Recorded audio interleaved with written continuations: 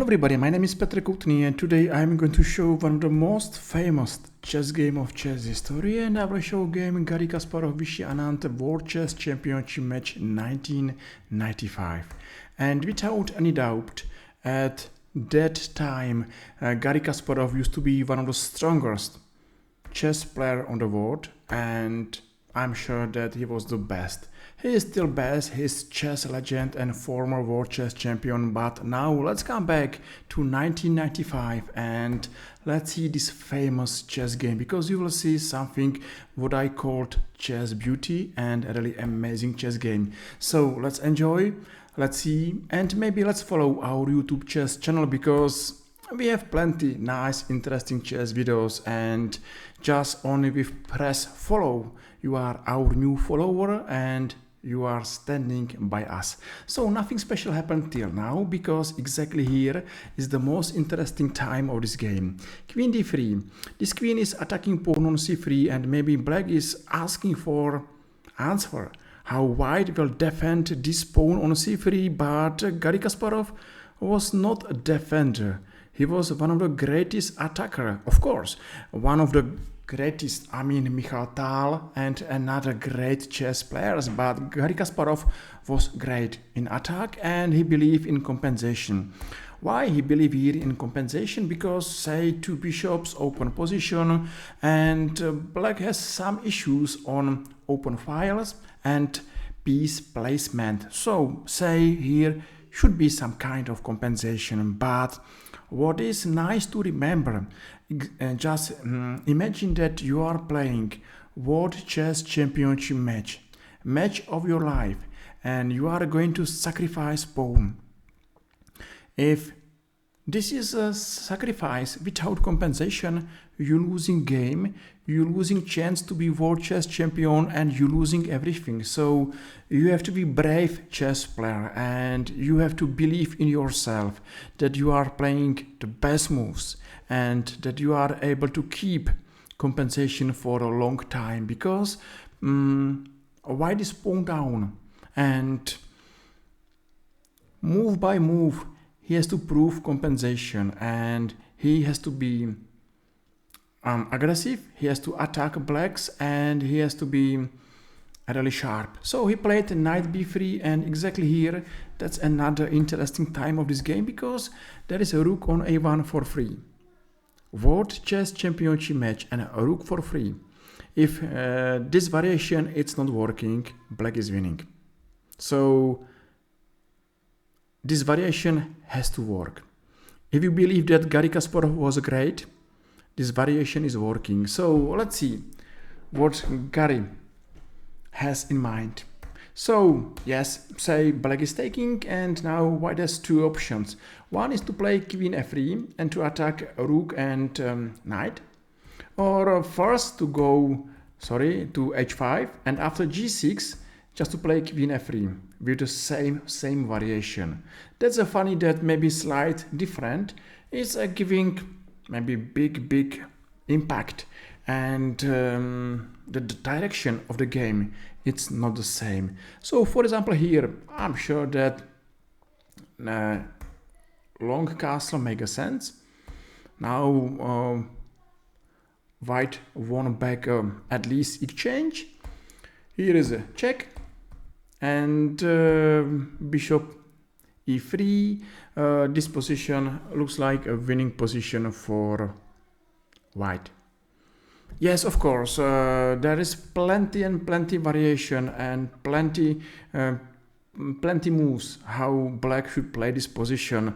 Let's check another one. For example, maybe here black should go to d7, but here is a check on e6.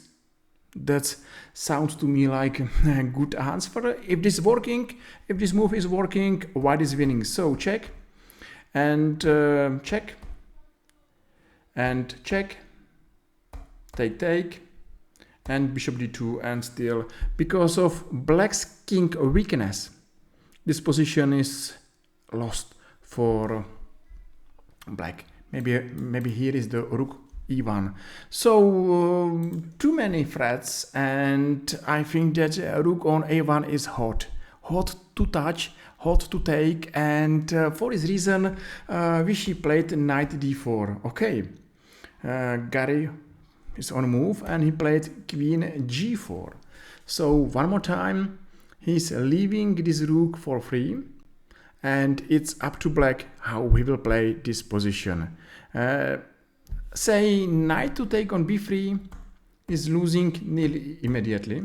That's a game over, and that will be a surprise to lose a game in a World Chess Championship match in only 19 moves. So for this reason that's not an option. So Vishy took rook. Okay, bishop took on e6, and that's of course a very hard position to play. You know, you are playing on time pressure, and it has to be a huge pressure of the match. World Chess Championship match. Black is rook up, messy position, and if there is only one small hole in all this position, black is winning. So Gary has to be sure. So okay, let's see variation, because without variation we have no chance to understand or to see if Gary was right to play this position. Check here, and bishop g5 is a winning. So that's the first answer why it's not a good idea to take bishop on e6. Say queen c3 and bishop d7, and here bishop e3 and rook d1. Even a rook down, the biggest issue for black is his king. And okay, knight e2, king h1, take, check, and here check on f5, and bishop e6 lead to checkmate. Once again, that's only one of 10 or 20 variation, and this position has to be really hard for both players to play and to see or to count without any mistake this variation. So maybe for this reason black played rook d8 and bishop h6. Wow, so queen on a1 is immediately under attack. Here is white attacking pawn on g7. This is an absolutely messy position, you know. I can't understand how big pressure it has to be for both players. This is incredible position, and one mistake and chess history has another world chess champion. So if black is taking on f1, here is a check on h5, and at the end no doubt that Gary is winning. So for this reason there is no another option than to go queen c3. Bishop took on g7. Yes, that's nice, because if black is taking on g7, check on h5, and that's game over. Still checkmate is waiting for black king. So queen d3, and yes, if everything so Gary Kasparov till here, that's amazing, you know, everything is working and everything is great. So here is variation, check on e2, knight g3, and still looks like okay, black is winning because has much more material than white. But what about black's king on e8? That's a huge problem, because here still is a check, and sounds like nearly checkmate. So maybe queen d1, f3, that's game over, and there is no way how to stop checkmate if you are black. So maybe queen c4, but f4, and bishop is taking on h7, and this position is lost for black. You know, without black king there is no game. So yes, hard position and the best time to go back, because what we remember?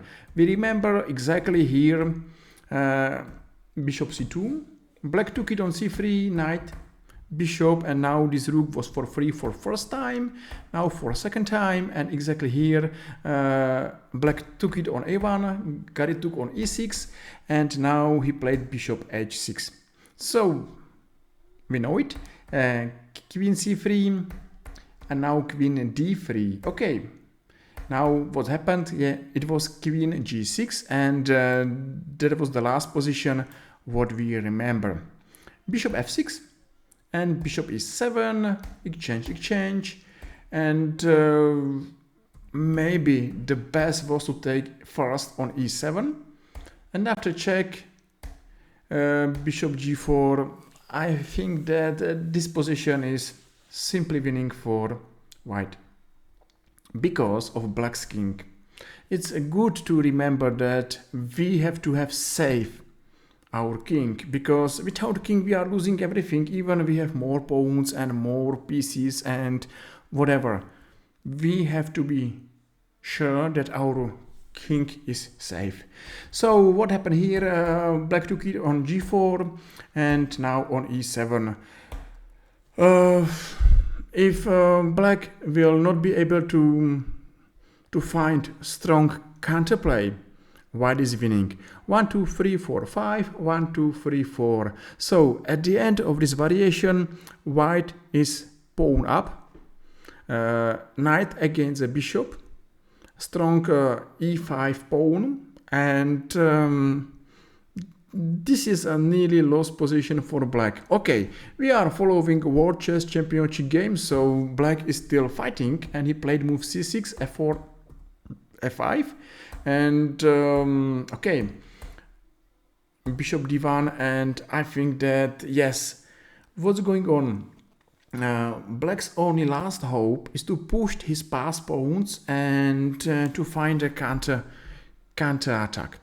If this will not work, black is losing, because 1, 2, 3, 4 and only 1. So if these 4 pawns are rolling forward, they are going for victory.